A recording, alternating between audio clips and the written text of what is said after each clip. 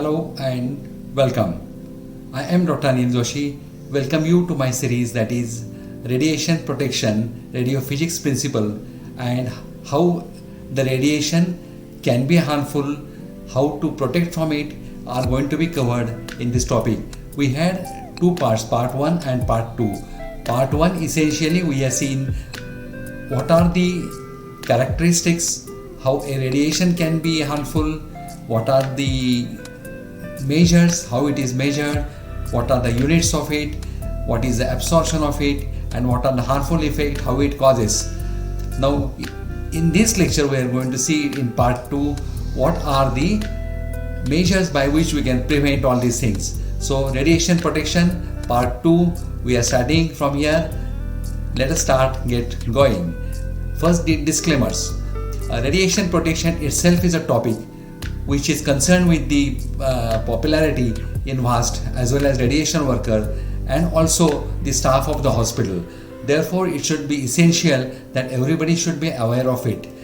The material which we are going to use in are usually borrowed from the net, which is free of cost and without any liability, and the descriptive portion is prepared by us in our own department for the lecture purposes. We acknowledge with thanks from those who has contributed for these slides.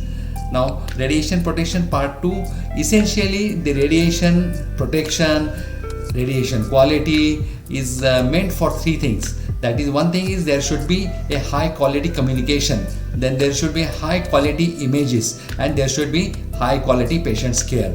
Now, if patient want to have a high quality care, the diagnosis has to be accurate. If the diagnosis has to be accurate, the radiographs has to be accurate, and if all these things, we have to think of safety factor, because safety first. By taking proper precautions, we can produce excellent quality pictures. Now here we go for the radiation protection part 2. Part 1 we have seen already, and now we are in part 2. In this we are going to see how to apply this principle in diagnostic radiology. That is what there are principles of radiation protection, and we have to apply them in a diagnostic radiology. Now diagnostic radiology has got, first is X-ray tube which produces X-rays, then comes a primary beam. The primary beam hits the patient, hits the object, and there are three things that can happen. It can get absorbed, it can get transmitted, or it can get partially reflected. So all these things are called as the scattered radiation. Once the primary beam gets converted into scattered beam, the characteristic of and the properties of rays differs. Now first we have to see patient's protection. Now correct filtration. The 0.5 mm equivalent aluminium is at present considered as the best one. Why to use the filters? Because it will filter the low quality X-ray, that is low kV. Suppose we take example of the kV, we want to deliver 80 kVs. Never all the X-rays are of 80 kVs. They are right from the 30-40 kVs up to 110 kVs. Now we have to filter out the low energy X-rays so that we'll get a proper quality film. For that we have got a 0.5 mm inherent filter in the tube. Now there are added filtration which is also required, and that gives us a good quality picture. Now minimum total filtration must be 2.5 mm aluminium equivalent. The reason is, as we go for better filters, there is more radiation we need to give. So radiation increases the machine capacity. We have to deliver at higher level if we are going to put the filters. Now accurate collimation is second thing. If our radio of interest is certain, why we should expose the other part of the body? So for that we have to have a accurate collimation. Then repetition should be prevented as much as possible. All the precautions should be taken to position patient properly, to ask him to follow instructions properly, and to expose him only when he is following your instructions or he is in correct position to get the X-rays. So all these things that technologists should take care. Now good technique to avoid are the retakes. There should be minimum repetition, so there will be minimum patients exposures. The use of correct film for the view indented. If we use large film, it's of no use. But if you use a smaller film and a patient moves, then it will result in a repetition. So we have to use a correct size film. If patient is uncooperative, best is to put one size above. Now, use of appropriate film holders. That is another thing which is important. Then the correct film placement within the film holders. Now, all these things we are talking as far as the earlier technology is concerned. That is when there was no CR, no DR. That time we used to have a film and film holders, then wet processing.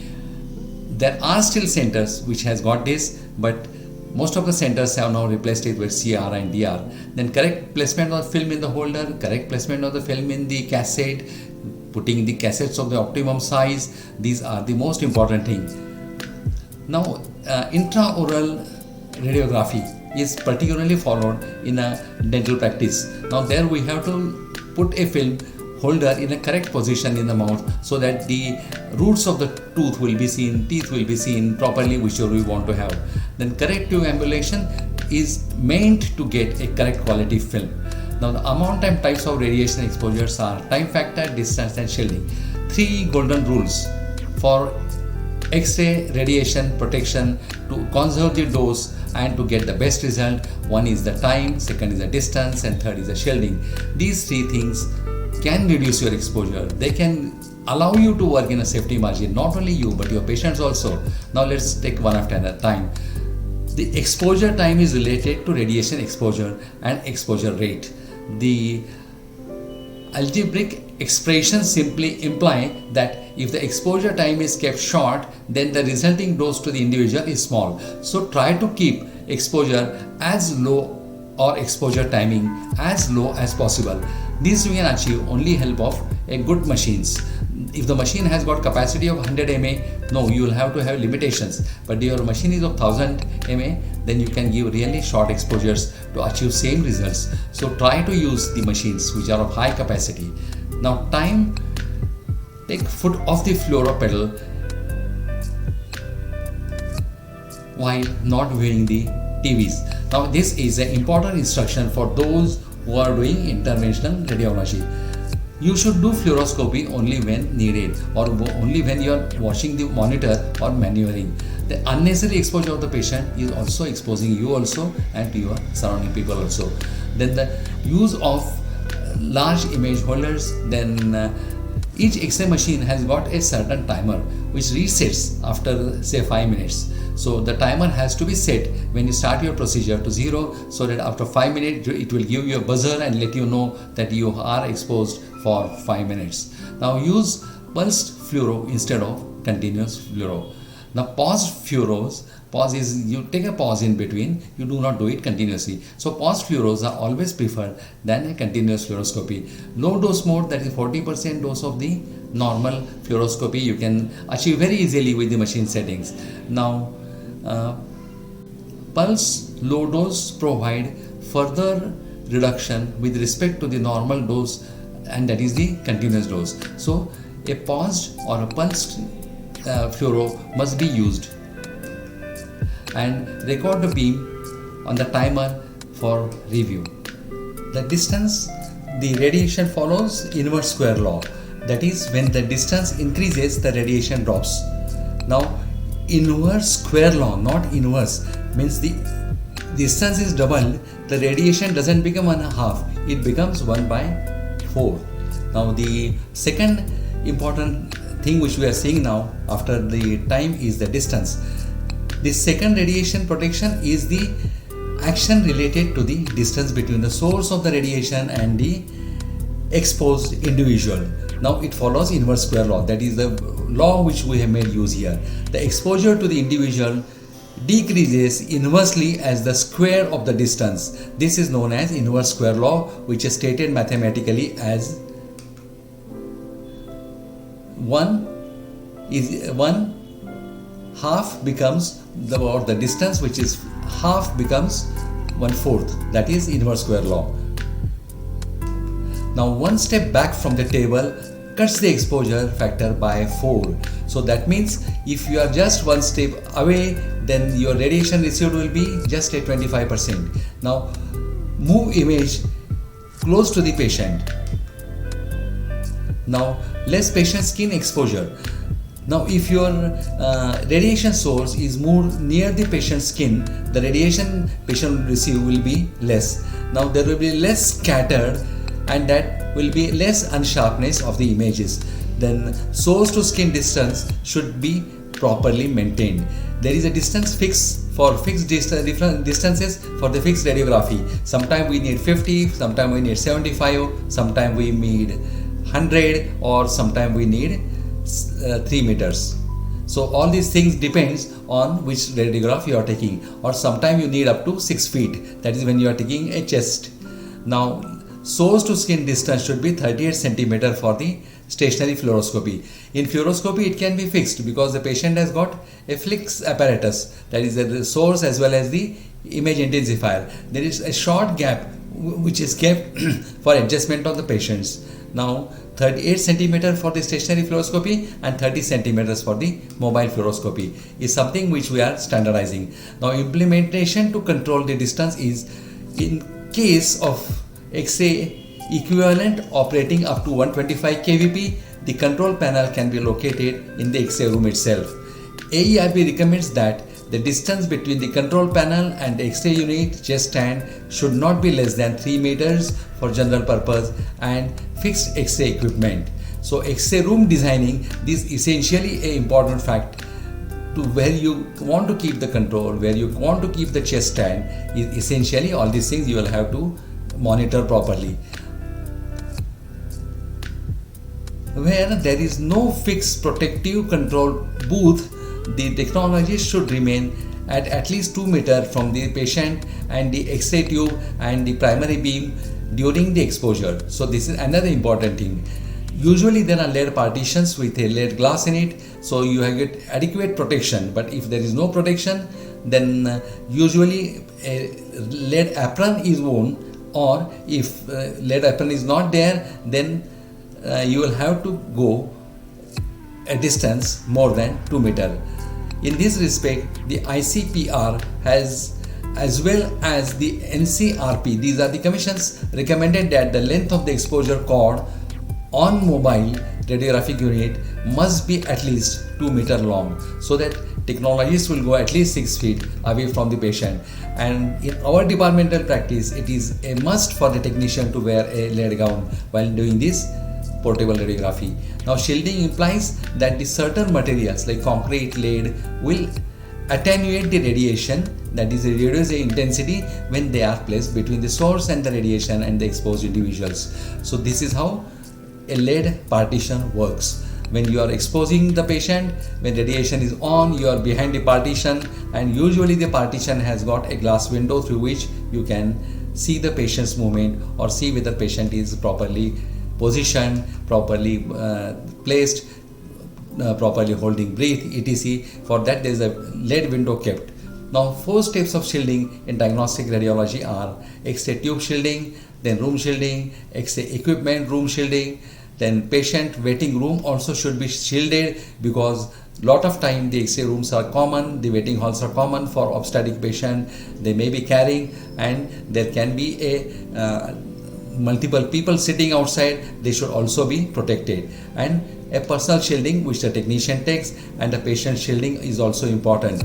If we want to obtain a certain region, the other area should not be exposed. They should either be shielded or they should be collimated so that they will not get radiated. Now, X-ray tube shielding. X-ray tube housing is lined with thin sheets, and these thin sheets of lead, because the X-ray produced in the tube are scattered in all directions. The shielding is instead to protect both patient and personnel from the leakage radiations. Now, leakage radiation is that created at the X-ray tube anode but not emitted through the X-ray tube portal. So they are diagnostically not useful. They do not produce an image. They are totally waste. They should not cause any harm to either operator or to the patient. So that should be routinely checked. Now, room shielding. The lead line walls of the radiology department are preferred to the protective barriers because they are designed to protect individual located outside the X-ray room from the unwanted radiation. So as far as possible, all the walls of the X-ray room has to be protected by the concrete wall. There are two types of protective barriers. Then primary barrier is one which is directly struck by the primary or the useful beam, and the secondary barrier is one which exposed to secondary by leakage from the X-ray tube or by the scattered radiation from the patients. Now, shielding of the room is influenced by the nature of occupancy of the adjoining areas. So this needs to be taken into consideration. The control area is defined as the area routinely occupied by radiation workers who are exposed to the occupational dose. That is the control area. So also for control area, the shielding should be such that it reduces exposure in that area to less than 26 milli SV per kg per week. Now, second is uncontrolled area, are those areas which are not occupied by the radiation workers. For those areas, the shielding should be reduced exposure rate to 2.6, that is milli SV per kg per week. Now, uncontrolled area usually are the store rooms or the rooms which has got no patients, no any attendant of the patient or no staff is in that room. Such rooms can only be called as unprotected room, and they are usually less because such rooms are usually used for dumping. AARB has laid down guidelines for shielding of the X-ray examination room and patient's waiting room, which are as follows. The room housing an X-ray unit is not less than 18 milli SV for general purpose radiography and conventional fluoroscopy equipment. So these are the guidelines laid down by AARB. In case the installation is located in a residential complex, it is ensured that the walls of the X-ray room on which X-ray beam falls is not less than 35 cm thick brick or equivalent.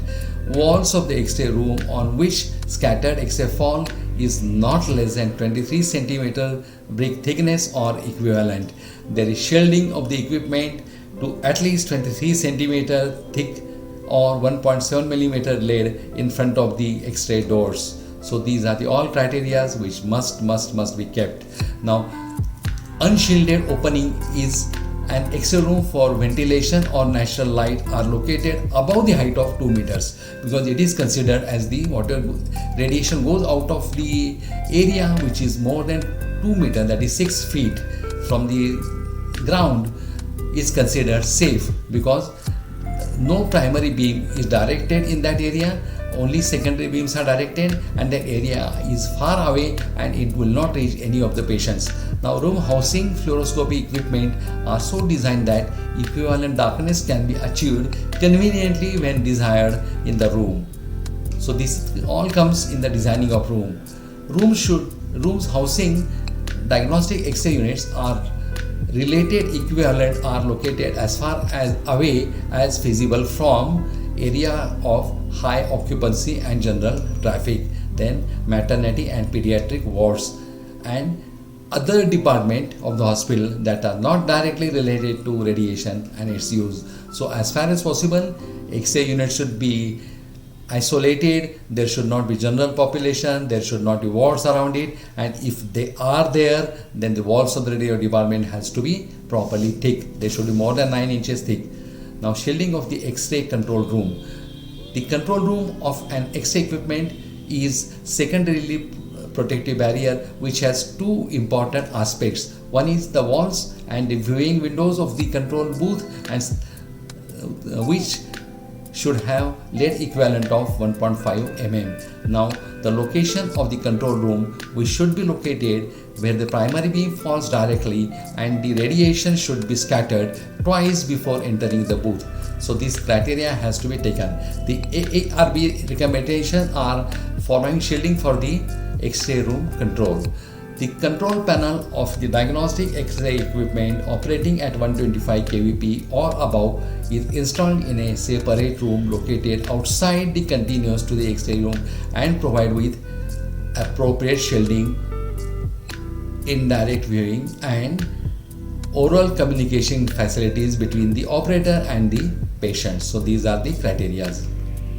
Now, patient's waiting area. Patient's waiting area provided outside the X-ray room.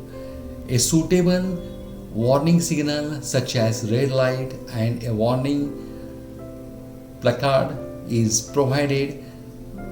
A inconspicuous space outside the X-ray room and kept on when the unit is in use to warn the patient not to connected with the particular examination from entering the room. As far as possible, when radiation is going on, a suitable warning is given outside the room above the board. Usually it is a red light which lightens when the X-rays are going on, and the doors are never opened while the fluoroscopy, while the X-rays are on. So they have got control from inside, that the technician controls. When he want to take the X-ray, it is seen that no patient unnecessarily enters that room. Now, personal shielding. Shielding of the occupational workers can be assured by following methods. The personnel should remain in the radiation environment only when necessary. Now, lead aprons are shielding apparel recommended for use of radiation worker. These are classified as the secondary barriers to the effect of ionizing radiation. These are the types of lead aprons. They should come at least up to the knee or half thigh should be covered. These aprons protect an individual only from the secondary radiation and not the primary beam. This has to be kept in mind by all the radiation workers. They should never ever face primary beam, because the protection they are offered is not against a primary beam, but it is against a scattered beam. Now, the thickness of the lead in protective apron determines the protection it provides. It is recommended that women radiation workers should wear a customized lead apron that reaches below the mid-thigh level and wraps completely around the pelvis. So just now we are seeing in the picture that usually they are wrapped from the front, but back they are not protected. In this patient or in this particular type of radiation workers, it is recommended that it should completely wound around the pelvis. Now, or usually what is practiced is to wear two gowns, one from the front and one from the back, so it totally covers them or wraps them around. This will eliminate an accidental exposure to conceptors. Now, these are the aprons what we are showing. Now, care of lead apron. It is imperative that lead aprons are not abused, such as by dropping them on the floor, then pulling them in a heap, piling them in a heap, pulling them from the heap, then properly dragging them over the back of the chair. Then, because of all these actions, can cause internal fracturing of the lead cracks, and they may compromise the effectiveness or efficiency of the lead apron, because of the crack will allow X-rays to pass and the protection will no more be there. When not in use, all the protective apron would be hang on properly designed racks. Then the upper departmental practice is not to hang them, because by hanging sometime the lead melts down. So we keep them parallel on the table. We have made a special table for it and they are kept on the table.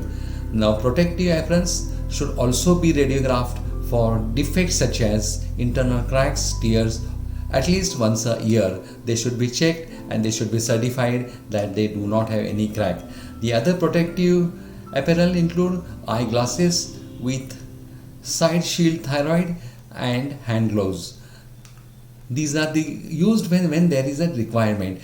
For routine radiography, these are not required, since we are going behind the lead protection and taking the exposures. And the glass also from which we watch has also got a lead equivalent. Now, the minimum protective lead equivalent in hand gloves and thyroid should be 0.5 mm. These are the lead glasses, then is the lead glove and the thyroid shield. Now, patient care. Most radiology departments shield the workers and the attending, paying little attention to the radiation protection of the patients. It has been recommended that the thyroid, breast and gonads be shielded to protect these organs, especially in children and young adults. especially when the radiograph is not of that area. For a chest X-ray, there is no need to radiate a pelvis. So these things should be done properly. Collimation should be observed. Now the rooms. Only authorized users may have access to the X-ray devices. Then energized equipment must be attended at all the time. Then lock lab doors when equipment are not in use. Notification of hazard present signs, postings and warning should be displayed so that a person who is not aware of the radiation hazards will be knowing about it. Now we are seeing this X-ray in use, X-ray on, then there is a warning sign, then there is radiation sign. Now the sign here shown is a radiation that is usually used for a radioactive material. Now there are these different signs, they are exposed on the doors of the X-ray department to know patient that the X-ray examination or X-rays are on. In that important is the radiation on, then the X-rays in use, or the sign which is shown on the left side is usually indicate radioactivity, that is the radiation, and as far as X-rays are concerned, I have shown you the sign is different. Now coming to protection of the pregnant woman. The greatest risk to the fetus of chromosome abnormalities and subsequent mental retardation is between 8 and 15 weeks of the pregnancy, and examination involved radiation to the fetus should be avoided during this period. Nowadays there are a lot of alternatives available for most of the tests, and therefore it is hardly any time that we have to take the risk of radiating fetus to save the mother, because there are some alternative methods definitely available which we can use and get the same diagnosis, that is that of the X-ray, and save the radiation. For examination which may involve rather heavy dose of radiation such as barium enema, that is pelvic radiation really highest, abdominal CT scan examination should be carried out during the first days of menstrual cycle, because there may be pregnancy later on. So as far as possible, first 10 days are safe to avoid the radiation to any possibility of pregnancy. If pelvic area in beam, no possibility of pregnancy, then you can proceed. If the X-ray is asked for the pelvic area, then if it is sure that there is no pregnancy, if patient has come in first 10 days of the menstrual cycle, then just proceed. Then probably if there is a pregnancy, then radiologist decide dental X-ray unit after the delivery. So delay the X-ray until the delivery. So most of the time the X-rays required can be postponed. Then use non-X-ray techniques. Ultrasound is a good alternative, and go ahead with X-ray but keep dose low. This is not practiced nowadays because a lot of alternatives are available. Then possibly pregnant low dose procedures, proceed if period is not overdue. So as far as possible it can be postponed, and sometimes if the periods are regular, then one has to do it in first 10-15 days. Then high dose procedure like X-ray in first 10 days of the menstrual cycle should be done for the safety purposes. Then pregnancy and mammography. For pregnant staff, a risk assessment must be performed. Then dose to the fetus less than 1 MSV for rest of the pregnancy. Here the important thing is the staff, if suspected to have pregnancy, is never allowed to work in a radiation department, since they can have the alternative of working in other, like in ultrasound or where there is no radiation risk. So the exposure of staff being pregnant taking mammography is extremely low. Second possibility is patient is pregnant. In that case, instead of mammography, a sonography is preferred, which can give as well good result. So sonography is preferred to mammography if there is suspicion of pregnancy. Then radiation detection and measurements. Now these instruments used to detect radiation are referred to as the radiation detection devices. The instrument used to measure radiation are called as radiation dosimeters, because they calculate the dose received by the operator. Now, what is dosimetry? It is a device monitor and record ionizing radiation doses, must distinguish from background radiation and the direct radiation. It has got certain filter. It is designed in such a way that one can make out whether there is any real exposure or it is because of the some foul play. So that is possible with the help of different filter attached to the dosimeter. Then personal dosimetry refers to the monitoring of the individual who are exposed to radiation during the course of their work. These are our radiation staff, those who are working with us. Now, personal dosimetry policies needs to be in place for the occupationally exposed individuals. Now, the data from the dosimetry are reliable only when the dosimeters are properly worn and they receive proper care and they are returned in time to the lab from where they analyze and let you know what is the dose received. Now, radiation measurement in a time integrated dose, that is the dose sum over a period of time, usually about 3 months. So every 3 months the batches goes to the lab, they get it verified and they inform you what is your dose. It is also important that if any radiation employee changes the job, his name in record is kept same. The institute changes, but his record is kept throughout his life. That is very important because radiation is a cumulative dose. The dose is subsequently stated as an estimation of the effective dose equivalent to the whole body in MSV for the reporting period. Now, dosimeter used for personal monitoring have a dose measurement limited to 0.1 to 0.2 MSV. So that is their limitation.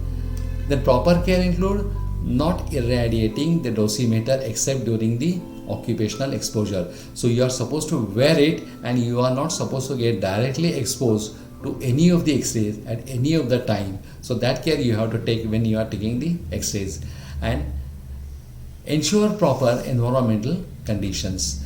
Then monitoring is accompanied through the use of the personal dosimetry such as pocket dosimeter, then film badges, the thermoluminescent dosimetry. These are the types. They can monitor your personal radiation and they can keep your record and you know how much radiation you have received not only in that 3 months but till that day. Now these batches use small X-ray films sandwiched between the several filters to detect the type of radiation. The photographic effect, which refers to ability of radiation to blacken photographic film in a basis of detector that use the film. Now here it is shown. Now the plastic filter, metal filters and open windows. Now these are meant to know what sort of radiation is received by the person. Now where to wear the badge is important. Wearing a badge on the collar region, because the collar region receiving or that includes head, neck, lens, eyes, etc. So important to protect your eyes and thyroid, so best is to wear it in the region of collar. Then wearing period, each member of staff wear badge for a period of 4 weeks. Then at least end of the period the film inside is changed. The exposed film is sent to BARC. So in our institute it is a practice of 3 months. Every 3 months the film's batch is replaced and that is sent to BARC or Ranitech lab for the corrections. What are the disadvantages? They are not sensitive enough to capture very low levels of radiation, that is less than 0.15 millisv. Then their susceptibility for fogging caused by high temperature, humidity and light means that they cannot and should not be worn for longer than 4 weeks period at a stage. Then enormous task of chemically process a large number of film and subsequently compare each of these standards with the test. Now what is TLD? Thermoluminescent dosimetry, TLD monitoring, which are commonly used. The limitation of film batch are overcome by the TLD batches. Thermoluminescence is a property of certain material to emit when they are stimulated by heat. The materials such as lithium fluoride, lithium borates, calcium fluoride and calcium sulfate have been used to make TLD batches. Now, when an lithium crystal is exposed to radiation, a few electrons become trapped in a higher energy levels. For these electrons to remain to their normal energy level, then LiF crystals must be heated. As the electrons return to their suitable state, light is emitted because the energy difference between the two orbit level is different. The amount of light emitted is measured and it is proportional to the radiation dose the individual has received. Now, storing of the film badges. A badge must be stored in a proper way. Badge must not be left in an area where it could be or it could receive a radiation exposure when not worn by the individual. The storage badge in a dark area with low radiation background is essential. So storage needs to be at a proper place when not in use. Lost or damaged batches should be reported immediately to the radiation safety officer and replacement batches will be assigned to them instantaneously.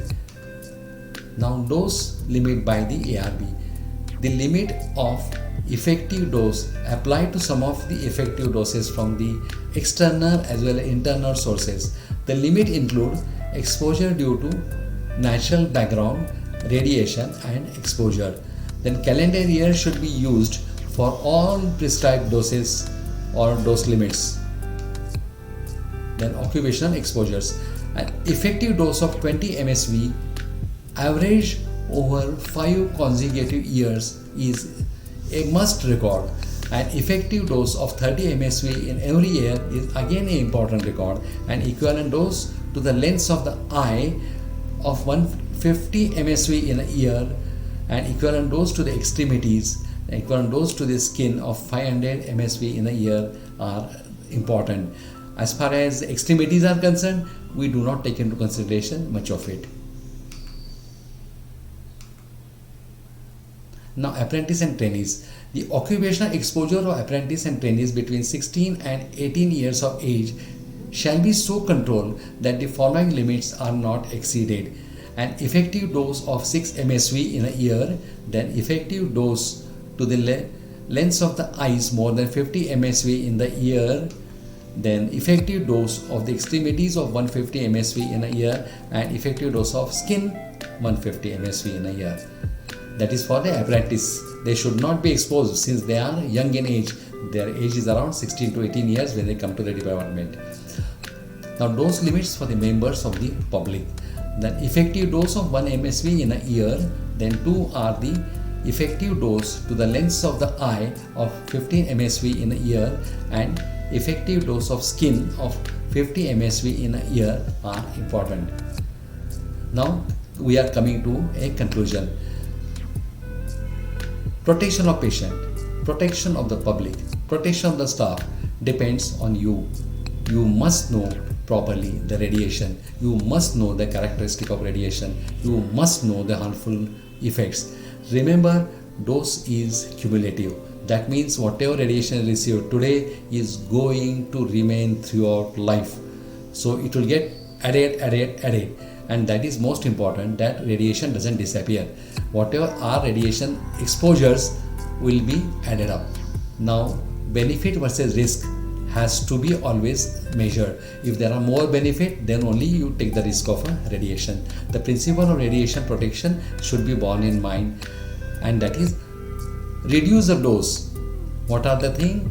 Time, that is high speed film, reduce the exposure time, use the high speed machines, avoid the repetitions. So time is important. These are the steps to reduce the time, and we are seeing it when we are going to do a photography lecture, that is the radiography lecture. In that we explain you how to reduce this exposure, that is the low dose technology. Now, distances, always keep a correct distance. If you keep distance more from the patient to source, you will have to give more radiation to the patient. If you keep less distance between you and the patient, you will be more exposed to the radiation. So all this optimization has to be done. Shielding, apron, then the shielding we have seen. What are the shields? One thing is apron for the body, then the thyroid guards, lead goggles, hand you have to protect with hand gloves. So these all things has to be kept in mind. Now what we recommend? Shield thyroid and gonads, always wear lead apron and use dosimeter to monitor the exposures. Now CT scan should be more, it should be justified only when it is required. So CT scan should be more justified sometime than number of x-rays. So you have to calculate like barium enema or any other test where there will be more exposure. You will have to calculate whether CT scan give less radiation, then you should adjust it accordingly. Now patient education is important, patient counseling is important. Patient should be given an idea that radiation is invisible but it can cause a visible damage. Now there should be a universal X-ray bank where patients' X-rays can be accessible anywhere from the hospital. So nowadays it is very easy because of the PACS and digitalization. So need not every time patient has to carry it with him. Aprons play an important role in personal protection. Earlier it was lead that was used in the equivalence of 0.25 to 0.5 millimeter thickness. But nowadays lead-free aprons are also available. These are the different heavy metals they are used instead of lead. These are having less total weight. Lead aprons were comparatively heavy. Therefore nowadays we are recommending these lead-free aprons, and they constitute metals like barium, bismuth, then titanium, then tungsten and aluminium. These are the different alloys they prepare and they make a equally effective lead apron. And this lead apron, even if is folded, it doesn't get cracked. It has got a more resistive power. They are thin, they are lightweight, and therefore they are to be used. They are used instead of a thick lead like 0.25 to 0.5 mm of thickness which was used earlier. Lead glasses should be used. You should know the thickness of the lead glasses. The lead glasses should have thickness of 0.5 to 0.75 millimeters of lead thickness, and the walls which protect the radiology department has to be minimum 9 inches. You should never ever get exposed to the direct beam of X-rays. These precautions must be taken. You should adapt to the new technologies. Now, with this, I thank you for giving me your valuable time. Please note, radiology is not a race, it's a process. Be a part of it and enjoy the feast of knowledge. I am Dr. Anil Joshi logging off till we meet again. I have explained you in detail how harmful can be radiation, how good can be radiation. You have to decide that you have to take the advantages of the radiation, and you will have to reduce the radiation side effects or the harmful effects of the radiation. Radiation do not mean harmful to you. It means harm to the patient, harm to relatives, harm to the attendant, harm to the hospital patients and those who are around you. They may not be knowing that there is radiation going on. They may not be knowing that radiation can be harmful. You have got boards which can display. You can have red lights. We can give a warning. With that, I say take care of you as well as take care of all those who are around you and those who are depending on you. Thank you.